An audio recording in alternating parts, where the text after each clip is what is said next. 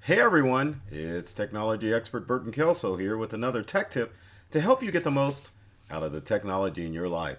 Today we're talking about how you can reduce screen time on those electronic devices because we all know that they're addictive, but many times we don't understand how we can reduce our time on these devices. So I'm going to give out some tips to help you reduce your time on these tech devices because tech companies make them so that you're on them 24/7. And we have been using technology and smart devices for so long that I think most of us have forgotten how to reduce screen time. So let's take a look at some of the things that you can do to help reduce screen time. So, first tip would be to try not to charge your phone near your bed. I know that's kind of a hard thing to do because I'm guilty of that. Phone has everything. You can scroll, you can um, use it as an alarm. There's many uses as far as your smartphone is concerned, and you can also use it as like your home phone. So why wouldn't you want to charge your smartphone near your bed? Well, you don't want to get into a lifestyle where you're always checking your phone or making it the first thing that you do when you get up and the last thing that you do when you go to bed. So if you charge your phone from an area that is away from your bed, then the chances are less likely that you're going to embrace, if that's even a word, your device before bedtime and in the morning. Old school, but you can still get them. Get an alarm clock. And or maybe when you charge it away from your phone, you just have to get up and maybe you're standing on the opposite side of the room looking at your smartphone trying to figure out what to do. So take it in consideration. I'm not going to say these things you have to do, but if you're interested, then yeah, definitely get into the habit of charging your smartphone away from the bed. Next tip would be to stay offline until after breakfast. I know it's tempting. You wake up in the morning, you want to get on that smart device, but you probably should get into a good habit of thinking of not getting onto your devices until after you've had that first meal of the day. If you aren't a breakfast person, maybe you decide to get onto your smartphone after you've showered or after you've completely dressed. But the idea with your tech devices is to make sure that you're not creating a lifestyle where you're constantly going after your smart device. So breakfast time would be a good time. And it doesn't matter if you're having cold pizza for breakfast or whatever your breakfast goodie is, even if it is a protein shake, try to not get onto your smart devices when you first get up. Instead, wait until after you've had breakfast to get onto those devices. Next, keep track of your screen time because it will allow you to get an idea of how often you are on your phone. If you have a modern Android device or even an Apple device, you can enable screen time on those devices and it can give you an idea of how much time you've spent on your favorite apps. Obviously, social media may be a top app, but if you see an alert letting you know how long you've been on specific apps, it will train your brain to kind of reduce the time that you've been on your devices. Now, on my iPhone, my recently run over iPhone, I usually have screen time report once a week to let me know if my screen usage has been up and down. And that all depends on what work stuff that I'm doing that dictates how much screen time. A lot of it has to deal with social media because with phone calls and emails, those are pretty in and out. But social media, that's a big challenge because obviously promoting Integral and myself on social media, I spend a lot of time interacting and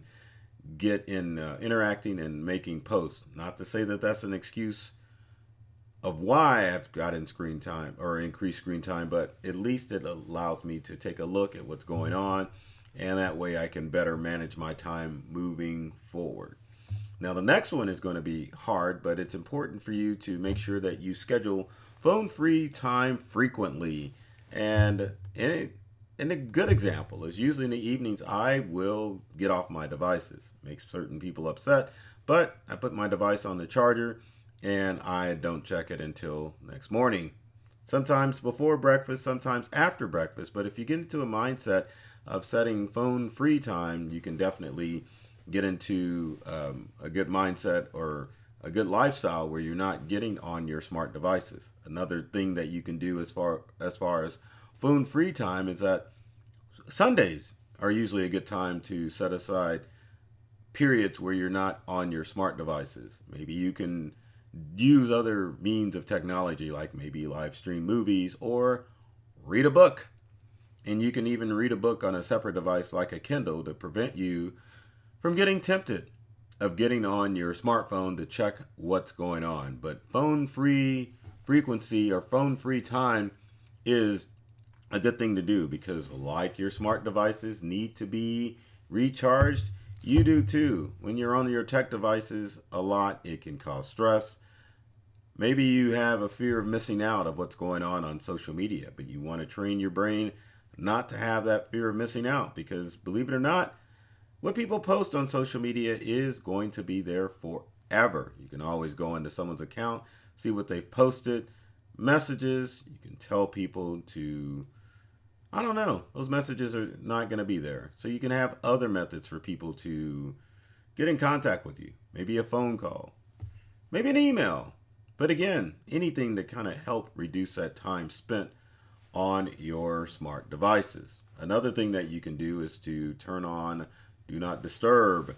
I've just learned about this recently. In your iPhone and on your Android phone, you can set varying degrees of Do Not Disturb. Sometimes you can, or your phone is configured so that Do Not Disturb can mean no one on your phone can contact you. Or if you have specific contacts like family, both iPhones and Androids offer the ability for you to turn on Do Not Disturb so that you can allow specific people or specific apps to come through and notify you if there is an issue. So again, if there's family that you want to not have on Do Not Disturb, you can include family members on your iPhone and your Android to only include those important family members. Same thing with specific apps, say like email, or let's say you're a social media influencer and you need to stay in contact with specific social media accounts. Definitely look into the Do Not Disturb feature so that you can limit the amount of stuff that's shouting out to you and trying to get your attention as far as your smart devices are concerned.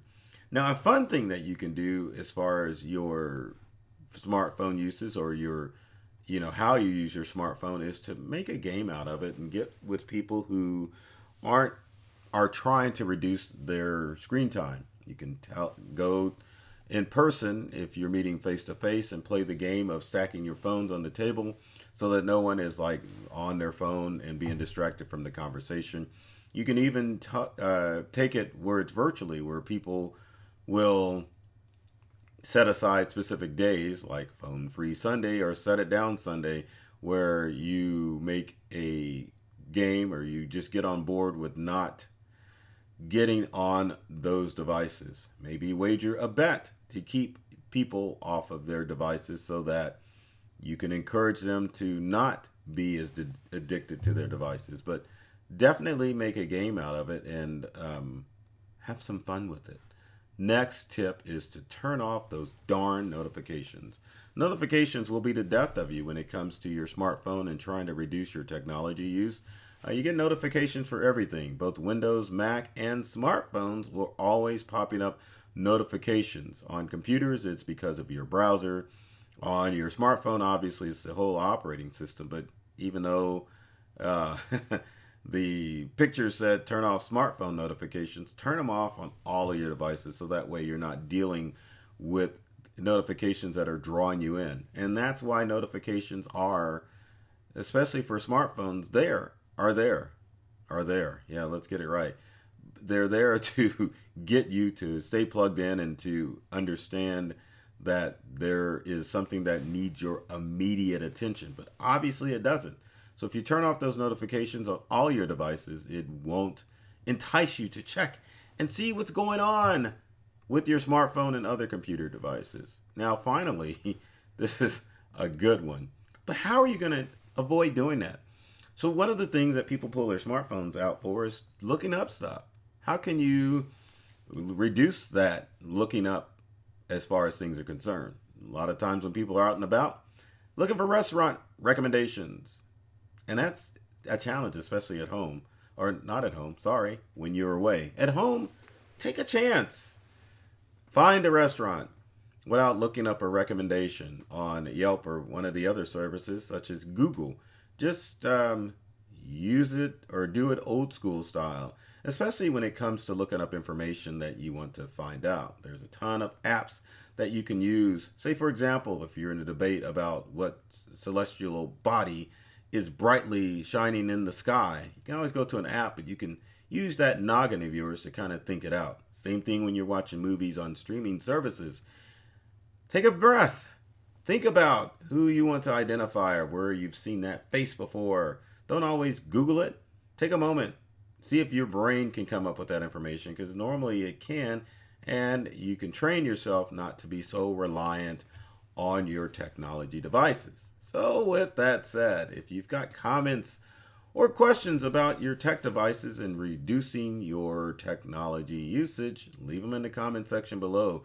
Would love to hear from you to find out what things you're doing in order to help reduce your technology. Or maybe you're one of those people that's like, I don't see a problem, but it is a problem. So leave your comments and I would love to hear what you have to say. If you like this video, be sure to like, share, and comment so that your friends and families can find awesome videos like this in order to get those tech tips that are going to help them get more from the technology that they use in their life and in their business. So always remember, my goal is to help you get more from the technology devices that you use so that you can open yourself to a whole new world of ideas and experiences.